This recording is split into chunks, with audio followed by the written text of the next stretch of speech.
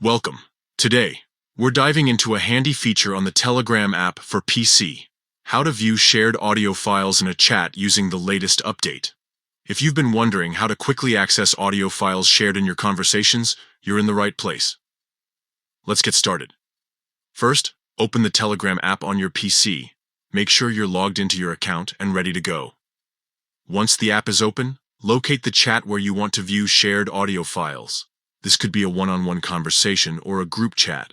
You can scroll through your list of chats or use the search bar at the top to find it faster. After opening the chat, look at the top of the screen where the chat's name or title is displayed. Click on it. This will take you to the contact or group information page. This section contains all sorts of details about the chat, including media and file options. Next, look for the audio files section within the contact info page. Depending on your version of Telegram, this might be listed under a tab or as part of a menu that includes other shared media like photos and videos. Click on Audio Files and voila! You'll see all the audio files that have been shared in that particular chat. This feature makes it incredibly easy to access and manage shared audio files without scrolling endlessly through chat history. Whether it's music tracks, voice notes, or lesson recordings, you can now find them all in one convenient place. And there you have it.